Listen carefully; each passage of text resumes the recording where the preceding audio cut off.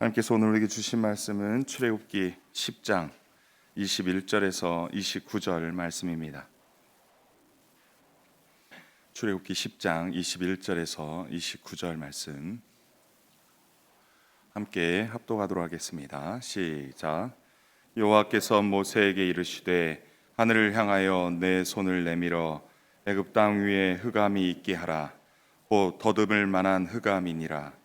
모세가 하늘을 향하여 손을 내밀매 캄캄한 흑암이 3일 동안 애굽 온 땅에 있어서 그동안은 사람들이 서로 볼 수 없으며 자기 처소에서 일어나는 자가 없으되 온 이스라엘 자손들이 거주하는 곳에는 빛이 있었더라.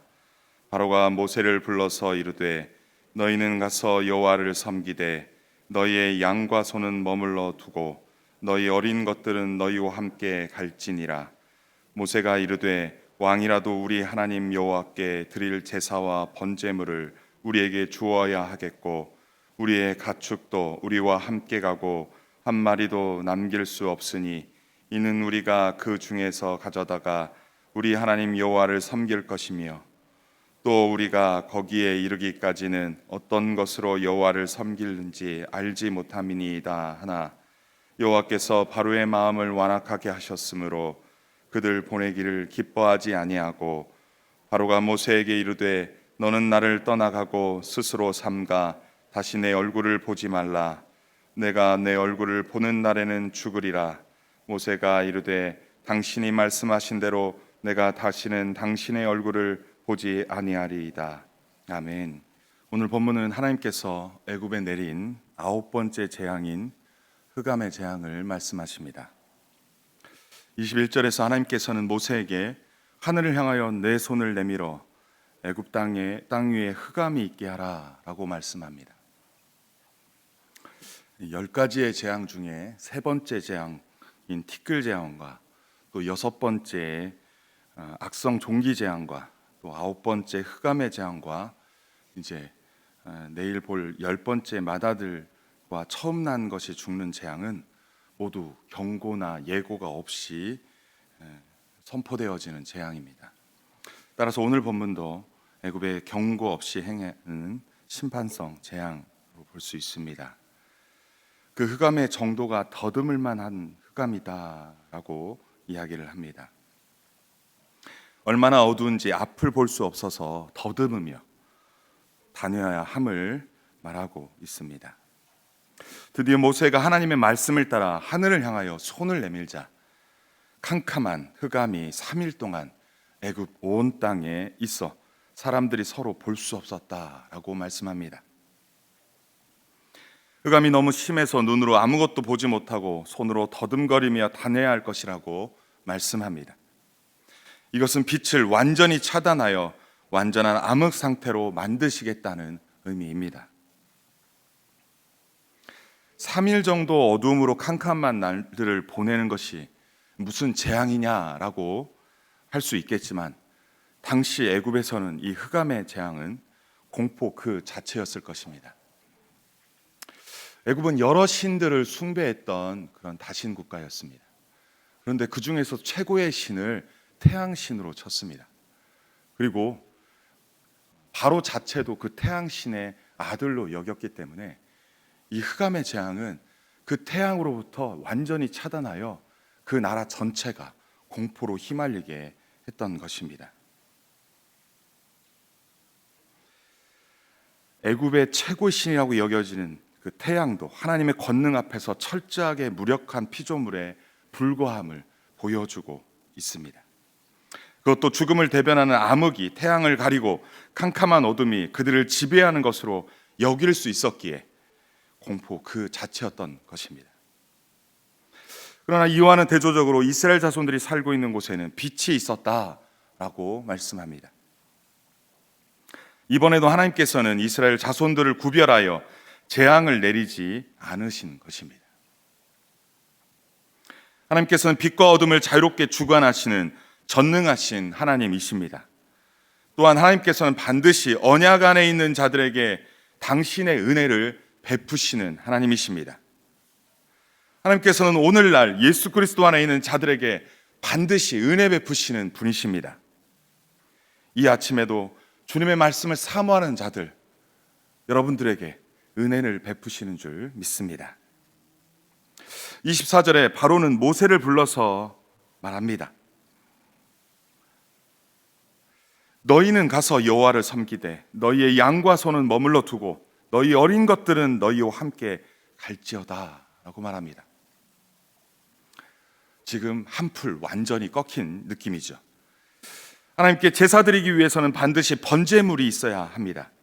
따라서 소와 양을 데리고 가야 하는데 바로는 지금 하나님의 말씀을 하나님의 말씀대로 따르지 못하게 끊임없이 하나님의 말씀을 제한하고 타협하고 왜곡하는 모습이 보여집니다.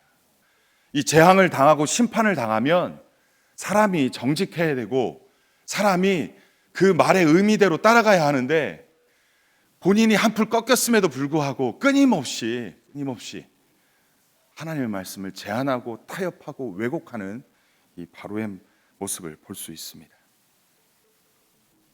하나님께서는 내 백성을 보내라 그들이 광야에서 나를 섬길 것이다 라고 말씀하셨는데 바로는 8장 25절에서 너희는 가서 이 땅에서 이 애굽 땅에서 너희의 하나님께 제사를 드리라 라고 그렇게 얘기를 했습니다. 하나님께서 지정하신 광야에서 예배하지 말고 애굽 땅에서 예배하라고 그렇게 타협했던 것이죠. 또한 하나님께서는 남녀노소와 양과 소를 데리고 가서 하나님을 예배라고 말씀했는데 바로는 10장 9절에서 11절에 어린아이들은 놓아두고 장정만 가서 여호와 하나님께 예배해라 라고 말했습니다. 또 한 번 제한하고 타협하고 왜곡했던 것이죠. 뿐만 아니라 오늘 본문에서 양과 소는 머물러 두고 여호와를 섬기러 가라 라고 또한 제안합니다. 바로는 이스라엘 자손들이 이젠 나가더라도 제사는 모두 두고 가라고 지금 말하고 있는 것입니다. 바로는 이스라엘 자손들의 소유를 포기하고 싶지 않아 끊임없이 하나님의 말씀을 제한하고 타협하고 왜곡하며 거짓으로 꾸미고 있는 것입니다. 오늘날 우리에게는 바로와 같은 모습은 없습니까? 하나님의 말씀을 있는 그대로 받지 않고 그 말씀의 의미대로 믿고 순종으로 나아가지 않고 바로처럼 일부만 순종하고 다른 부분은 거부하고 타협하고 왜곡하는 것은 없습니까? 하나님의 말씀을 따라 온전히 순종해야 하는데 일부만 순종하고 온전히 순종했다고 여기지는 않습니까? 하나님의 말씀을 그 말씀의 의미로 온전히 순종하는 자들이 우리 모두 되기를 소원합니다. 우리 모두 더 이상 하나님의 말씀을 제한하고 타협하고 왜곡하는 일이 없기를 간절히 소원합니다. 25, 26절에서 모세는 단호하게 하나님의 뜻을 전합니다. 먼저 왕이라도 우리 하나님 여호와께 드릴 제사와 번제물을 우리에게 주어야 한다라고 말합니다. 여러분, 모든 피조물이 하나님을 예배해야 될 존재들입니다. 이 말씀은 바로도 여호와 하나님께 제사를 드려야 한다는 것을 말씀하고 있는 것입니다.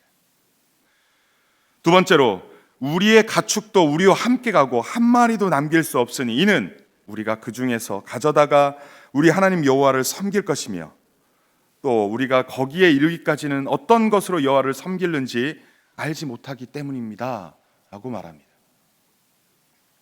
이 말씀은 제사 드리는 장소에 갈 때까지 모세는 어떤 것으로 여호와께 제사를 드려야 할지 알지 못한다는 겁니다.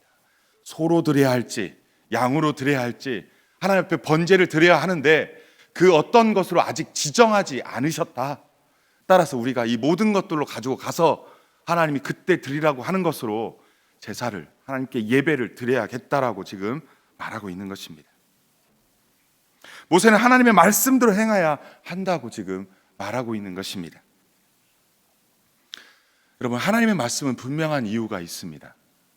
그 이유를 잘 알지 못하더라도요, 우리가 그 말씀을 왜 주시고 그 말씀을 왜 하고 우리에게 지금 이때 이 말씀을 왜 주시는지 그 의미와 의도가 우리가 알지는 못해도 분명한 이유가 있다는 겁니다. 우리가 하나님의 말씀이 온전히 이해되지 않아도 하나님의 말씀이 옳습니다. 우리의 머리로 온전히 이해되어야 순종하겠다는 태도는 옳은 것이 아닙니다. 내가 이해되고 공감될 때까지 순종하지 않겠다는 것은 어찌 보면 순종하지 않겠다는 태도인 것과 같습니다. 성경에는 넓은 길로 가지 말고 좁은 길로 가라고, 누군지 나를 따르려거든 자기를 부인하고 자기 십자가를 지고 나를 따르라고, 누구든지 첫째가 되고자 하면 무릇 사람의 끝이 되며 뭇사람을 섬기는 자가 되어야 하리라 등, 성경에는 우리가 알지 못하고 이해하지 못하고 공감하지 못하는 많은 말씀들이 있습니다. 어찌 보면 우리의 이성과 가치로는 이해할 수 없는 그러한 말씀들이 많이 있습니다. 아직 소로 제사를 드려야 할지 양으로 드려야 할지 말씀하시지 않았다고 나는 제사 드리러 갈 수 없다라는 태도를 보이는 것은 잘못된 것이라는 것이죠. 그냥 오늘 주어지는 그 말씀 앞에, 오늘 말씀하시는 그 말씀 앞에 한 걸음 한 걸음 순종하며 그것이 쌓이고 쌓여 내일도 순종으로 나아가는 것이 우리의 모습들 아닐까요? 그렇게 나아가는 우리의 편생의 순종함의 길들이 되기를 주님의 이름으로 축원합니다. 순종함으로 가봐야 이해할 수 있고 순종함으로 가봐야 공감할 수 있는 그 하나님의 길들이 있습니다. 때로는 잘 이해되지 않고 납득되지 않아도 하나님의 말씀은 분명한 의도가 있을 것이라 신뢰함으로 오늘도 주어진 삶에서 순종으로 나아가시는 우리 모두 되기를 소원합니다. 27, 28절에서 바로는 모세가 자신의 요구를 받아들이지 않자 또다시 보내는 것을 허락하지 않습니다. 바로는 모세에게 너는 나를 떠나라, 다시는 내 얼굴을 보지 말라, 내가 내 얼굴을 보는 날에는 죽으리라고 선포합니다. 하나님께서는 바로의 마음을 완악하게 하셔서 그의 고집과 오기와 아집으로 똘똘 뭉친 모습을 내버려 두시는 것입니다. 하나님께서는 바로의 마음을 완악하게 하셔서 그렇게 행하신 것이죠. 바로는 큰 재앙을 당하고도 얼마 되지 않는 이스라엘 자손의 소유를 빼앗기지 않겠다는, 그래서 또다시 위험을 자초하는 결정을 내리게 됩니다. 바로의 이 결정은 하나님의 빛으로 나아갈 수 있는 마지막 기회를 저버리는, 그래서 영원히 하나님께로 돌아갈 수 없는 길을 선택하는 모습입니다. 오늘날 우리에게 재앙과도 같은 것이 반복될 때 그나마 돌이킬 기회가 있음을 기억했으면 좋겠습니다. 물론 쉽지 않지만 말입니다. 그 마지막 기회까지 끊어버리는 것은 더 이상 소망이 없는 것입니다. 하나님과 하나님의 사람들과의 관계를 지속하는 것이 은혜입니다. 때때로 마음에 안 들고 불편하더라도 힘들더라도 어찌 보면 그때가 좋은 것입니다. 그것이 나의 모난 부분을 깎고 온전케 하기 때문입니다. 하나님의 사람으로 성숙하고 성장시키기 때문에 그렇습니다. 아파도 주와 함께, 아파도 주님의 말씀을 따라, 아파도 남산교회 공동체와 함께 나아가시기를 바랍니다. 종국에는 반드시 하나님께 인정받을 줄 믿습니다. 우리 모두 이 길 끝에서 주님을 보시는 은혜가 있기를 주님의 이름으로 간절히 축원합니다. 29절에서 바로의 말을 들은 모세는 바로에게 당신이 말씀하신 대로 내가 다시는 당신의 얼굴을 보지 않겠다라고 선언합니다. 모세는 더 이상 바로를 두려워하지 않습니다. 하나님 말씀을 선포하고 선언하는데 결코 두려워하지 않습니다. 다시 보는 날에는 죽이라는 협박에도 두려워하지 않는다는 것입니다.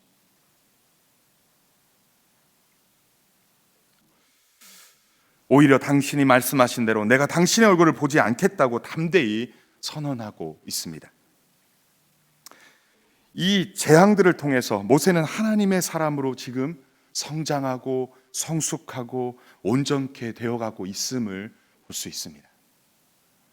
첫 번째, 재앙 이전에 바로 앞에 나아가서 그가 거부당했을 때 그 이스라엘 백성들에게 아주 조롱당하며 네가 하나님의 백성이냐고, 하나님이 너를 심판하시기를, 너를 판단하시기를 원한다고 했던 그 말을 듣고 모세가 어찌하여 나를 보냈냐고, 어찌하여 나 같은 자를 보냈냐며 하나님을 탄식하고 원망했던 그 모세가 지금은 오히려 당당하게 담대하게 선포하고 있는 것입니다. 오늘 우리도 하나님보다 더 두려워하는 것이 있다면 그것은 하나님을 신뢰하지 못하는 불신의 모습입니다. 오늘 우리가 주님과 함께 겪는 고난과 시험을 통하여 하나님 외에 두려워하는 것들로부터 자유하며 담대할 수 있는 단계까지 성장하고 성숙할 수 있기를 주님의 이름으로 간절히 축원합니다. 오늘 본문에서 하나님은 어떤 분이시고 우리에게 주시는 교훈은 무엇입니까? 하나님께서는 빛과 어둠을 주관하시는 전능하신 하나님이십니다. 하나님께서는 반드시 언약 안에 있는 자들에게 당신의 은혜를 베푸시는 분이십니다. 하나님께서는 예수 그리스도 안에 있는 자들에게 반드시 은혜 베푸시는 분이십니다. 하나님께서는 하나님의 말씀을 제한하고 타협하고 왜곡하는 것을 싫어하십니다. 하나님께서는 하나님의 말씀대로 믿고 그 말씀의 의미대로 순종하기를 원하십니다. 하나님을 신뢰함으로 말씀 따라 순종하기를 소원합니다. 하나님의 말씀은 분명한 이유가 있습니다. 우리가 하나님의 말씀이 온전히 이해되지 않아도 하나님의 말씀이 옳습니다.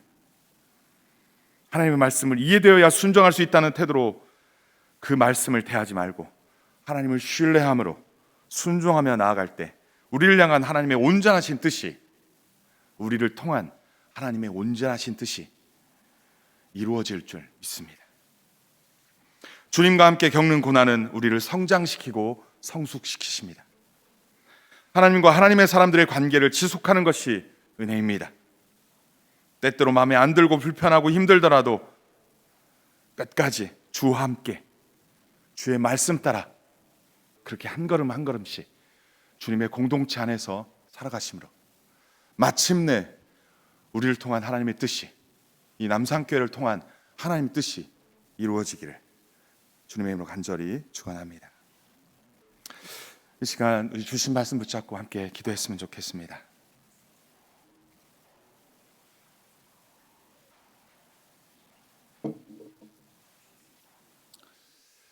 우리는 하나님의 말씀을 읽고 듣고 묵상하고 따르는 자들입니다. 근데 문제는 거기에 있지 않고 우리가 그 말씀을 온전히 받지 않고 그 말씀의 의미대로 온전히 순종하지 않는 데에 문제가 있습니다. 우리가 하나님의 말씀을 읽고 묵상하고 나아갈 때 하나님의 말씀을 제한하거나 타협하거나 왜곡해서는 안 된다고 말씀하고 있습니다. 바로는 끊임없이 수없이 하나님의 말씀을 들어도 자신의 방식대로 해석하고 자신의 이익의 여부에 따라서 끊임없이 제한하고 또 타협하고 또 왜곡합니다. 우리 안에 그러한 모습은 없는지 돌아봅시다. 주님, 나는 여기까지 순종하기 싫어요. 주님, 나는 여기까지 가기 싫어요. 왜 나만 이 고생하고 왜 나만 이렇게 헌신하고 왜 나만 순종해야 합니까? 저들은 끝까지 버티고 있는데, 저들은 끝까지 저렇게 가고 있는데 왜 나만?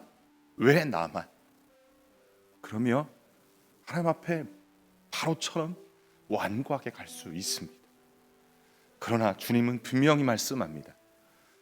주님과 함께 고난을 겪고 주의 말씀 따라 끝까지 그 고난은 참으며 마지막까지 가는 자들에게 하나님께서는 반드시 은혜 베푸시는 분입니다. 주님의 공동체 가운데 주님의 말씀과 함께 이 고난의 끝에 나아갈 때 주님은 반드시 이 길 끝에서 우리는 주님의 구원을 볼 줄 믿습니다. 이 시간 함께 그렇게 기도했으면 좋겠습니다. 하나님, 이제 내가 부분적으로 순종하고 부분적으로 주님의 말씀을 따르는 그 단계에서 이제 온전히 하나님을 따르며 온전히 그 말씀 믿으며 온전히 그 의미대로 순종하는 자 되게 하여 주옵소서. 더 이상 타협하고 왜곡하고 그렇게 하나님의 말씀을 제한하고 재단하는 자 되지 않기를 원합니다. 주님, 나를 온전히 순종하는 자 되게 하여 주옵소서. 이 시간 합심하여 기도하겠습니다. 전능하신 아버지 하나님, 오늘도 말씀하며 끊임없이 말씀하며 반복적으로 말씀하며 끊임없이 권면하며 나에게 끊임없이 말씀하시는 그 하나님의 음성과